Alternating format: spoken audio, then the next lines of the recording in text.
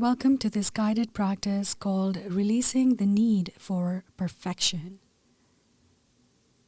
In this session, we to uncover the inner critic and focus to embracing imperfection and learning how to turn the voice of the inner critic into a softer voice of an inner guide.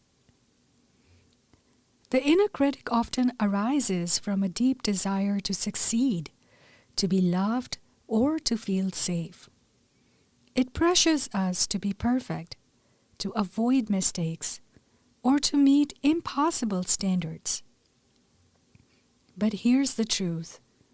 Perfection is not required for connection, growth, or worthiness. In this session, we'll explore how to loosen the grip of the inner critic by embracing imperfection as part of the human experience. Perfectionism is a common fuel for the inner critic. The inner critic's voice: you can't afford to make mistakes. If you do perfectly, you are a failure. You'll never be enough, no matter how hard you try. The inner critic operates with the false belief that perfection will protect us from rejection, judgment, or failure. But striving for perfection often leads to exhaustion, self-doubt, and disconnection from our authentic selves. Paradoxically, what draws us closer to others and helps us grow is imperfection. Mistakes, flaws, and vulnerability are what makes us human and relatable. When we soften the perfectionist tendencies of the inner critic, we create space for authenticity, self-acceptance, and meaningful connection. So let's move into a practice to embrace imperfection, critic with compassion. Find a comfortable position, sit in a quiet place where you won't be disturbed, and close your eyes all over you. Take a few deep breaths, allowing your body to relax. Now think of a situation where your inner critic showed up strongly. Maybe you made a mistake, fell short of a goal, or felt self-conscious about how you were perceived. And now, gently invite the voice of the inner critic into your awareness. Without judgment, notice what it is saying. Does it sound harsh or demanding? Or is it repeating phrases like, you should have, you failed, you are... And I invite you to acknowledge the inner critic's intentions and say it out loud to yourself. I see you, inner critic. I know you're trying to protect me, but your words are hurting me.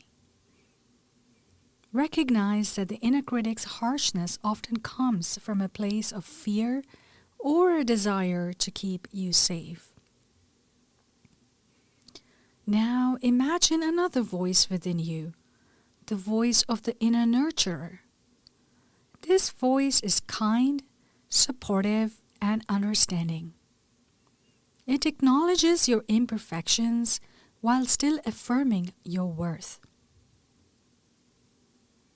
And say it to yourself, it's okay to be imperfect. I am human. Mistakes are opportunities to learn, not proof of failure. I am enough, just as I am, even when I struggle.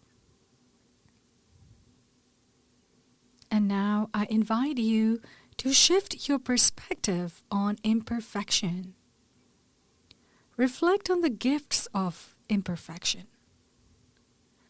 Ask yourself, what did I learn from this situation? How can I grow from this experience?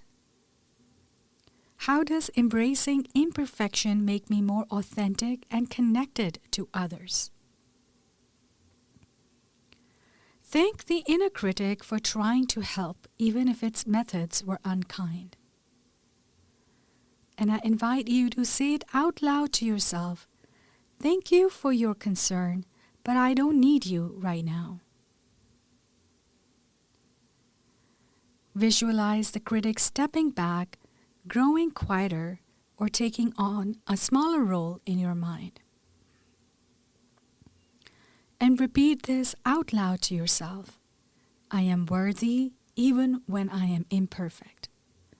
I choose self-compassion over self-criticism. Now, take a moment to reflect on this practice. How did it feel to invite the inner critic and then shift its voice? For your action task, write down 3 affirmations that you can use when the inner critic pushes you towards perfectionism. Choose one area of your life where you tend to be overly critical of yourself and practice embracing imperfection in small ways. For example, if you feel the need to always respond to emails perfectly, try sending one without obsessively proofreading. And if you're self-conscious about your appearance, remind yourself that your worth isn't tied to how you look. So, remembering that the inner critic doesn't define your worth. Embracing imperfection is not about lowering your standards, it's about softening the grip of self-criticism so that you can live with greater authenticity, courage, and joy. And now, I invite you to embrace your imperfection through the Japanese artistic practice called kintsugi, which is a traditional Japanese art form.